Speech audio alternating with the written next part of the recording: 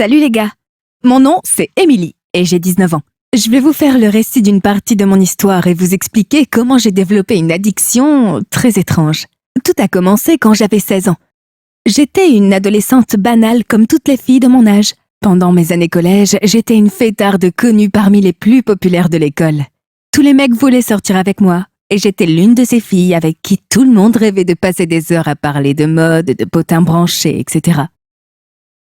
Puis, un jour, j'ai rencontré un nouveau type qui s'appelait Derrick. Il était très beau et aussi populaire que moi.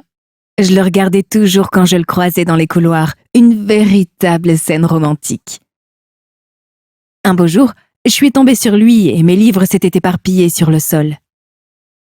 Il m'a aidé à les ramasser et s'est même excusé de m'avoir bousculé. Il se précipitait à son entraînement de football. Puis, il s'est présenté à moi. A priori, je pensais déjà connaître son nom et tout ce qui le concernait. Nous sommes devenus amis par la suite, nous parlant de temps en temps quand nous nous croisions.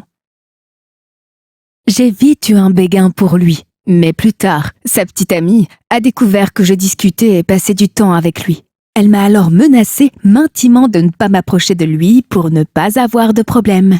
Je lui ai expliqué que nous n'étions qu'amis et que nous parlions uniquement de nos projets. J'aimais juste passer du temps avec lui. Alors j'ai ignoré les avertissements de sa petite amie.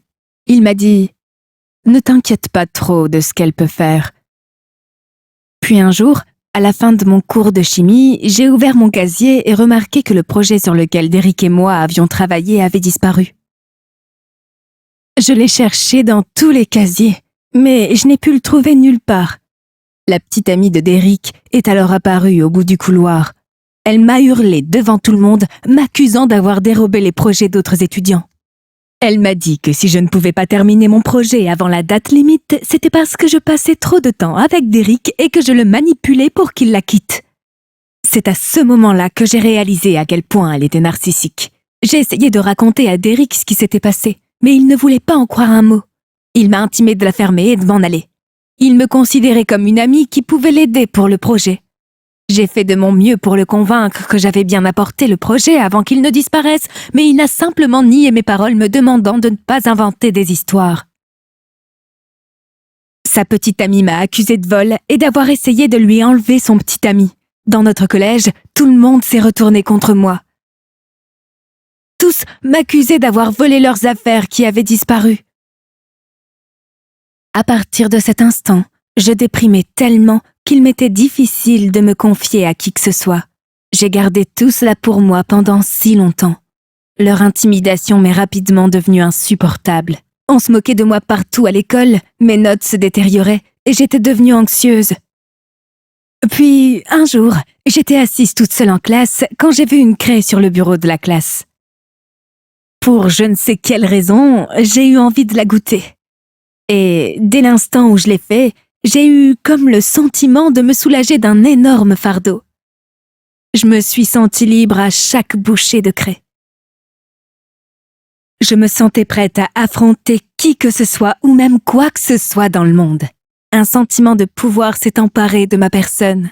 Je suis devenue tellement obsédée par l'idée de dévorer des morceaux de craie que le passage à l'acte était le seul obstacle devant mon anxiété, empêchant la douleur et la culpabilité de me submerger à nouveau. Le lendemain, je me suis rendue à l'école un peu plus tôt que d'habitude pour pouvoir manger de la craie. J'en ai dissimulé sous mon cartable pour que personne ne le remarque. C'est devenu une obsession quotidienne pour moi. Je ne me sentais satisfaite que les jours où je mangeais de la craie. Une nuit, alors que j'étais dans ma chambre, j'ai sorti de la craie de mon sac et j'ai commencé à la mâcher, comme d'habitude. Mais soudain, j'ai eu mal aux yeux et j'avais de plus en plus de mal à respirer. Je me suis demandé ce qui n'allait pas chez moi. J'avais très mal à l'estomac. Du coup, j'ai couru jusqu'à la salle de bain pour vomir. J'avais en même temps de plus en plus envie de manger de la craie.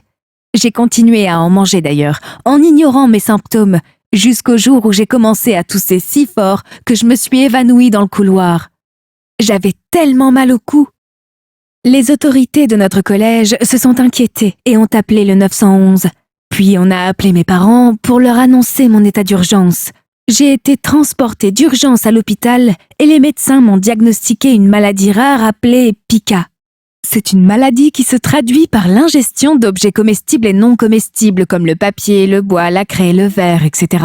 Et c'est quelque chose qu'on ne peut pas vraiment contrôler. Je suis devenue obsédée par de la craie qui contient du sulfate de calcium. J'en avais envie à cause d'une carence en fer qui résultait de ma dépression et de mon anxiété. Chaque fois que je prenais de la craie et que j'en mangeais, je me sentais tout de suite mieux. Les médecins m'ont expliqué que les composants de la craie n'étaient pas toxiques, mais comme j'en consommais régulièrement, elles représentaient une menace pour mon tube digestif et mes organes. C'est pour cela que l'inspiration et l'expiration sont devenues difficiles, et je me sentais tout le temps mal à l'aise. Plus tard, mon médecin m'a prescrit des comprimés pour faire face à ma dépendance. Et maintenant, j'arrive à manger de la nourriture classique. Je suis actuellement reconnaissante de m'être débarrassée de ma dépendance. Voici mon histoire, les amis. J'espère qu'elle vous a plu. Souffrez-vous aussi d'étranges dépendances dont vous aimeriez me faire part dans les commentaires ci-dessous? Merci d'avoir pris le temps d'écouter mon histoire.